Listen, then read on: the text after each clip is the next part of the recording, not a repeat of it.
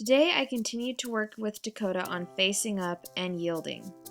He is pretty reliable about facing up and yielding on his left side, but his right side remains challenging.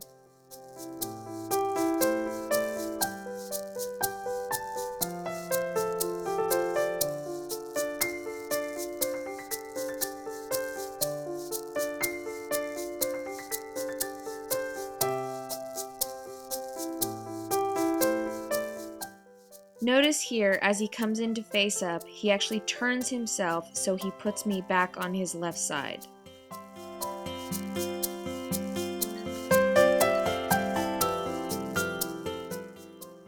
Here he yields appropriately.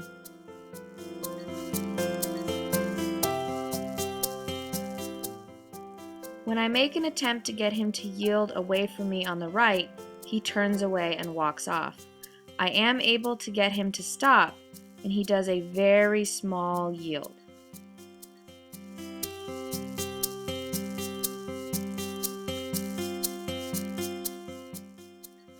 Here I am trying to position myself properly to get him to yield away from me on the right. I am not successful.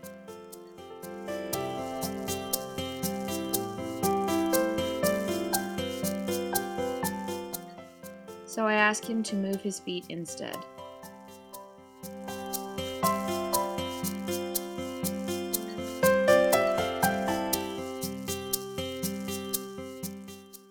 Here again, he puts me back on his left side when he faces up. I have to figure out how to block him from doing that. Aries is having a similar issue, only he wants me on his right side, not his left. Every horse has a side they are more comfortable with. The challenge is to make both sides even. Right there, Aries puts me from his left eye to his right eye.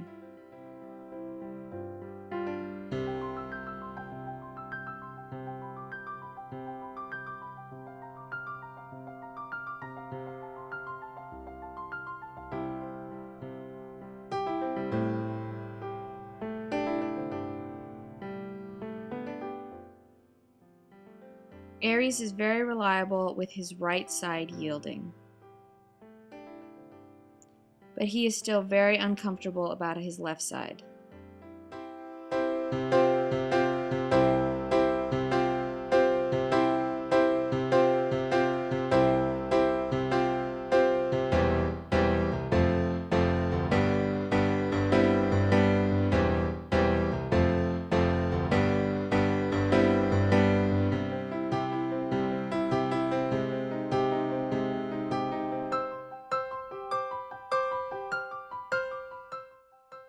Here is a great sequence of his blocking technique. Rather than letting me get on his left side and look at me with his left eye, Aries walks his shoulders around as I attempt to get on his left side. Very effective. There's no argument here who is smarter.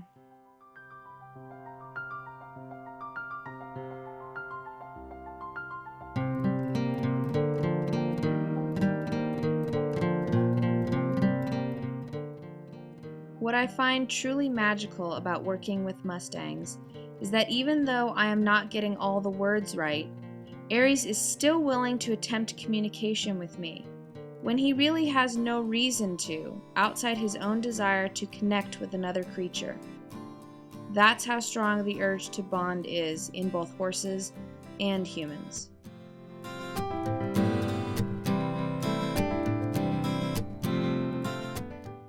Here I was finally able to get a correct yield.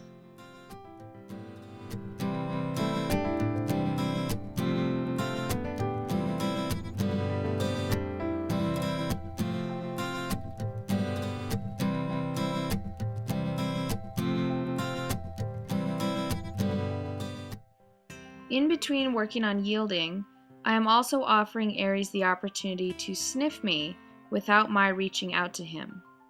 This way he can get very close without having to worry about me reaching for him.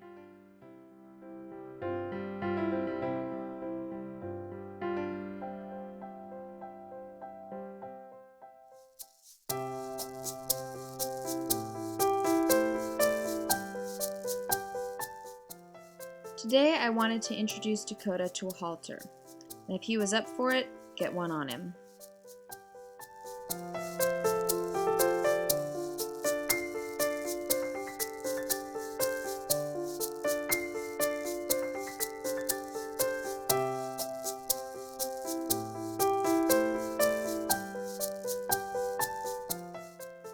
Another deep concern for Mustangs is seeing a human out of both eyes.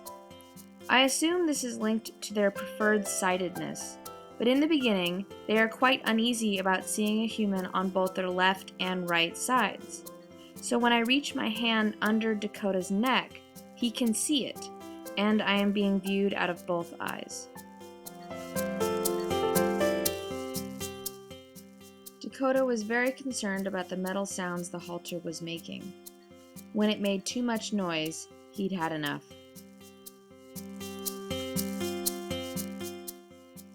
He came back very quickly, and I continued to work with him.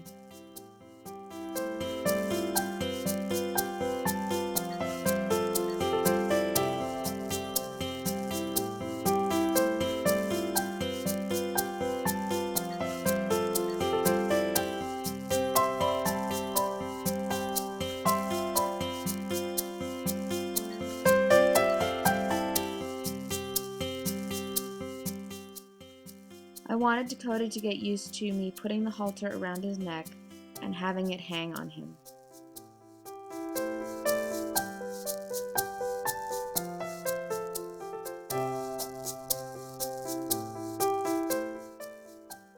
He seemed most concerned about the halter on his nose, so I removed it and just rubbed the halter on his nose and face so he could get used to it.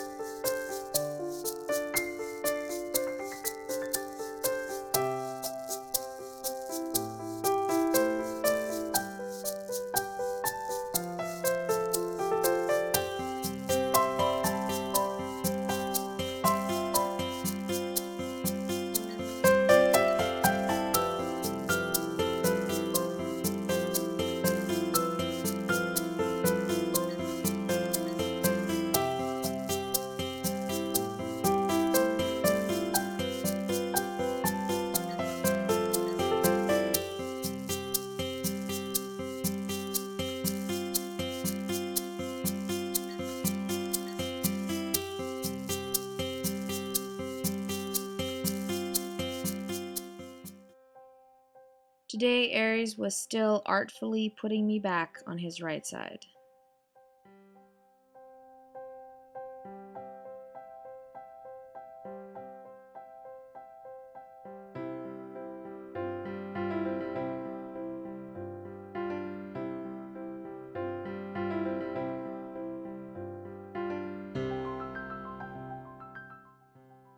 I spent more time today allowing Aries to get close to me without reaching for him.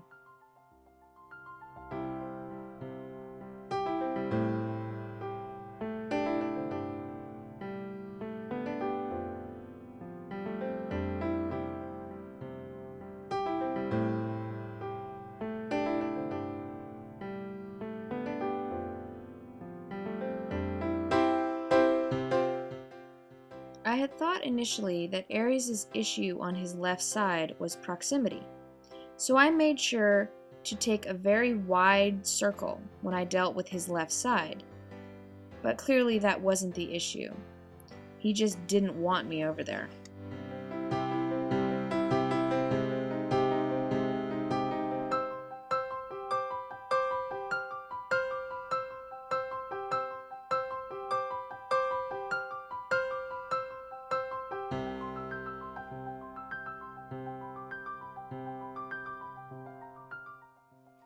I thought today I would show you things from my perspective.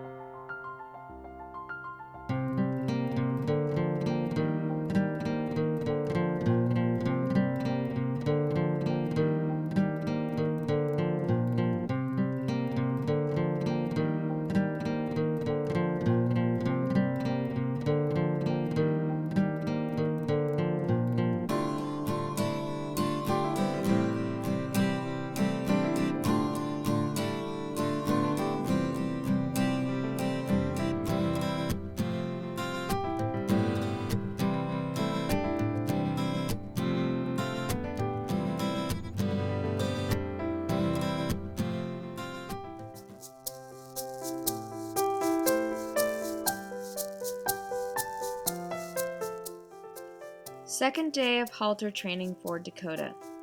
This time with a rope halter. No metal sounds to worry about.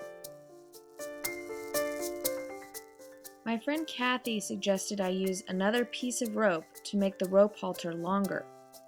This would make it easier to get it around his neck and hopefully over his nose.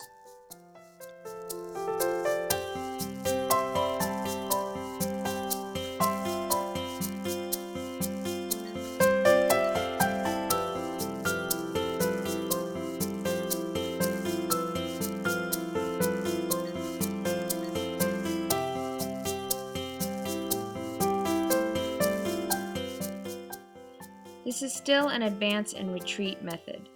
I offer to put the halter over his nose, then I drop it down. I do this a few times before actually putting the halter over his nose.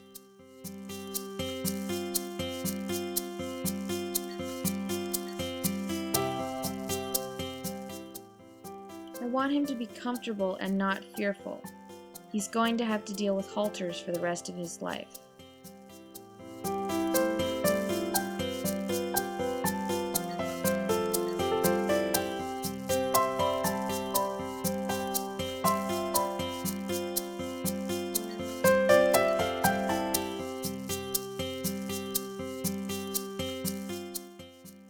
It's worth it to take it slow. So much time is saved later if you just take it slow and steady in the beginning.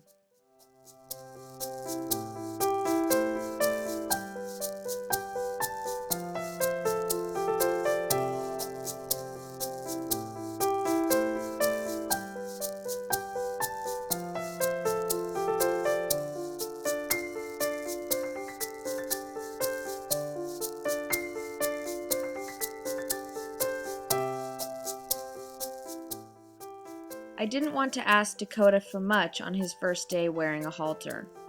Just a little left and right yielding.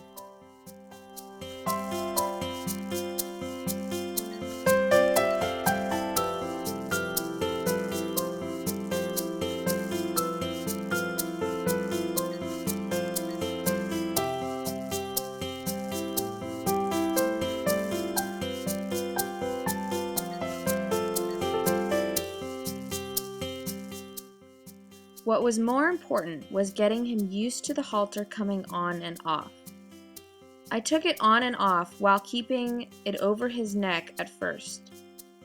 Then I took it off entirely and put it back on again. He did very, very well.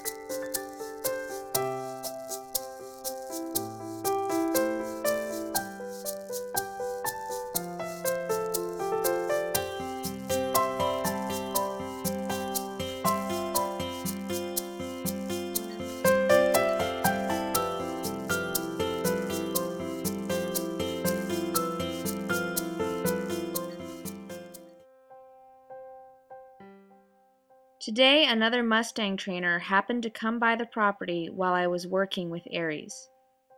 Kathy invited her over to check out Aries' lack of enthusiasm on the left side. She said I needed to block his attempts to put me back on his right side, and I needed to have pinpoint accuracy with my block.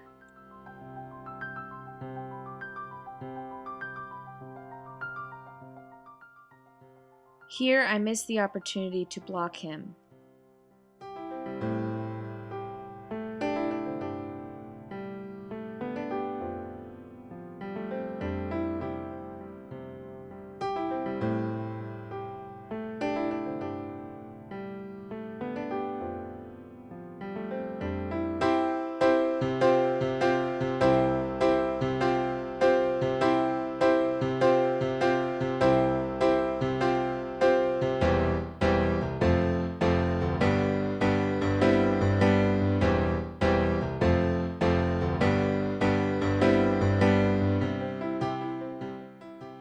when he does offer to view me out of his left eye, I release the pressure, letting him know that's what I wanted.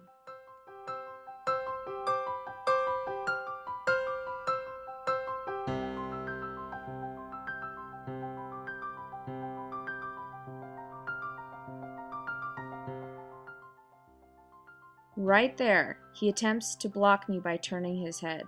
I block him by stepping towards him. It all happens in seconds. Here I block his block again.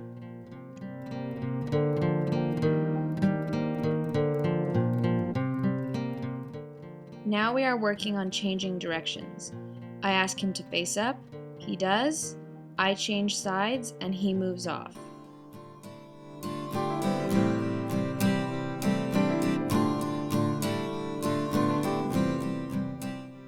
Here he comes in to face up, but doesn't come in quite straight. He adjusts himself to be straighter. It's only then that I go around to his left side and ask him to move off.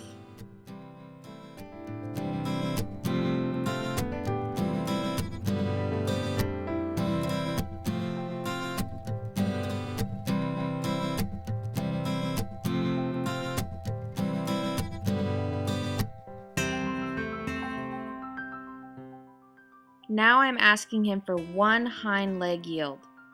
I think it might have been a bit too early to be asking him for the yield after we had worked on stopping his blocking attempts. It took quite a while to get the yield, and when he gave it, we were done.